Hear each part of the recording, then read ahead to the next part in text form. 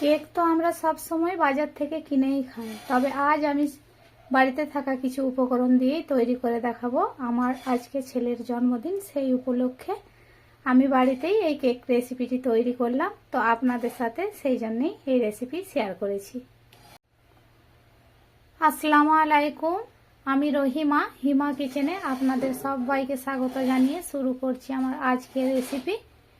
তো আজ আমি তৈরি করে দেখাবো আপনাদের ডিম ও ময়দা দিয়ে কেকের রেসিপি। তো চলুন দেখে নেওয়া যাক কিভাবে এই রেসিপি তৈরি করি। প্রথমেই একটা বোল নিয়ে নিয়েছি, এবার 3টে ডিম নিয়ে নেব।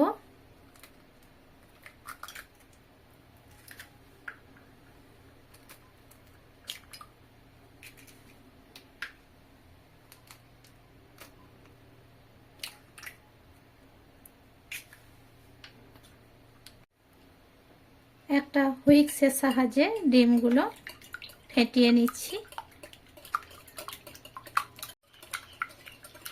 ভালোভাবে মিশিয়ে নিয়েছি।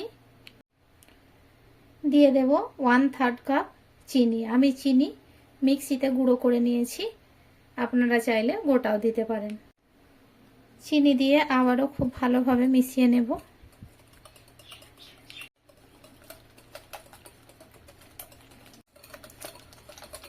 ডিম ও চিনি 1 থেকে 1.5 মিনিট খুব ভালোভাবে মিশিয়ে নিয়েছি। এবার দিয়ে দেব এখানে 1/4 কাপ সয়াবিন তেল।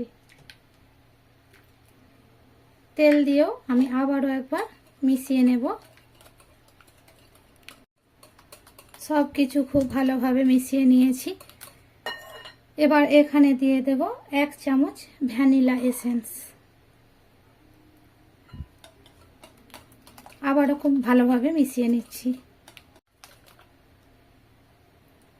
মিশিয়ে নিয়েছি সব উপকরণ খুব ভালোভাবে। এবার একটা ছাঁকনি নিয়েছি বা চালনি নিয়ে নেব। এখানে 1 কাপ ময়দা, 1 চামচ দিয়ে দিচ্ছি বেকিং পাউডার, বেকিং সোডা দেব 1 চামচের 4 ভাগের 1 ভাগ, কিছুটা লবণ দিয়ে দিচ্ছি সামান্য পরিমাণে, 10 টাকা প্যাকেট গুঁড়ো দুধ দিয়ে দিচ্ছি 1 প্যাকেট। সব কিছু খুব ভালোভাবে চেলে নেব।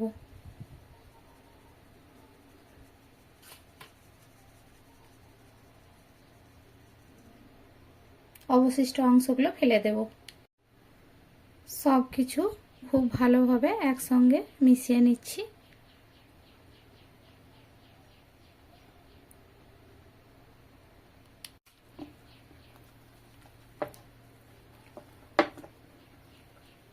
এমনভাবে মেশাতে হবে যাতে কোনো অংশে গুটি গুটি না থাকে। খুব ভালোভাবে সময় নিয়ে এটাকে মিশিয়ে নিচ্ছি।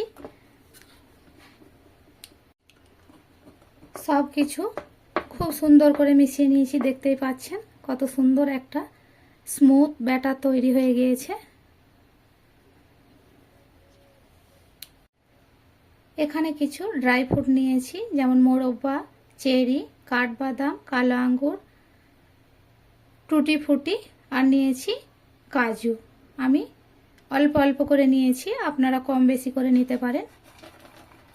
দিয়ে দেব কেকের ব্যাটারের মধ্যে। আবারও খুব ভালোভাবে মিশিয়ে নিচ্ছি।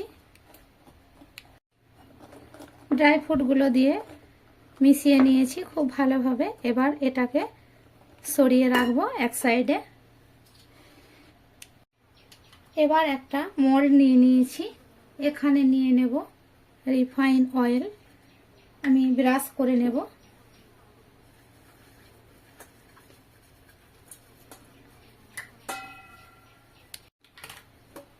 মোল্ডের চারিপাশ খুব সুন্দর করে তেল ব্রাশ করে নিয়েছি। আমি এখানে বাড়িতে থাকা নর্মাল পেপার নিয়েছি, এটাই বসিয়ে দিলাম।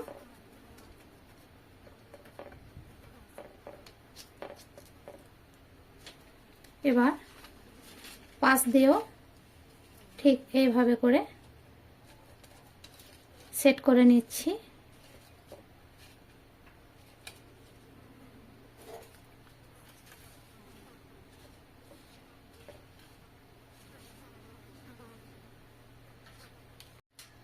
ভালো করে সেট করে নিয়েছি।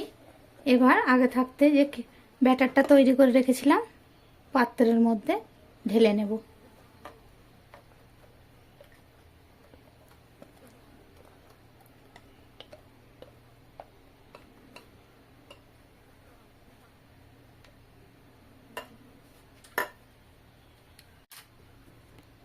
ভালোভাবে একটু ট্যাপ করে নেব যাতে এয়ার বাবলগুলো উঠে যায়।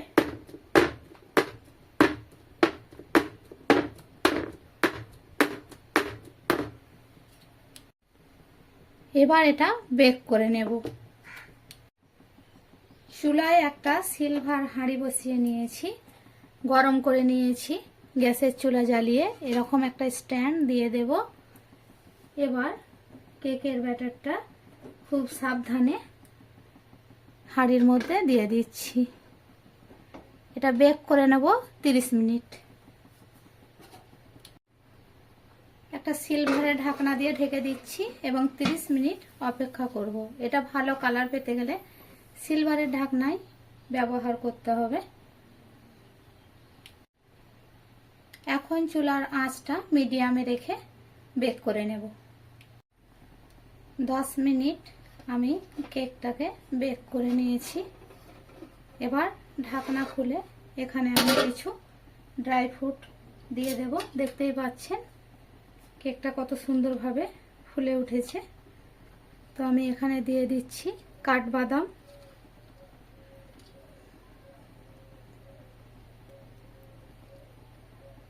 কেকটা সুন্দর দেখানোর জন্য আমি এখানে এই ফ্রুটগুলো অ্যাড করছি।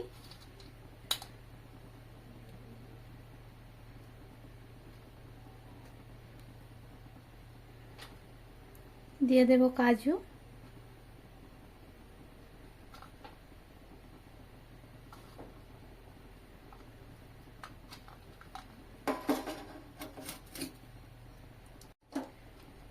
দিয়ে দেব চেরি,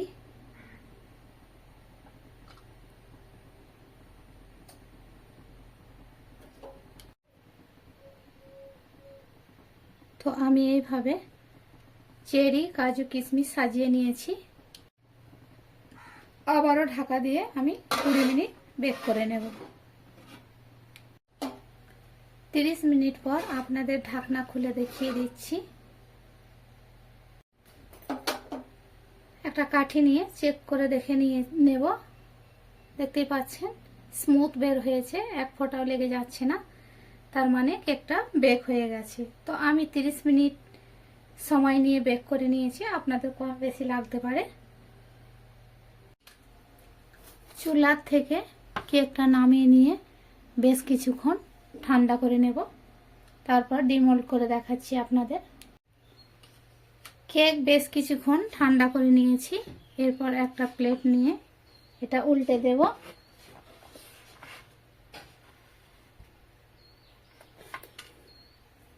দেখতেই পাচ্ছেন খুব সুন্দরভাবে বেক হয়েছে, পুড়ে যায়নি।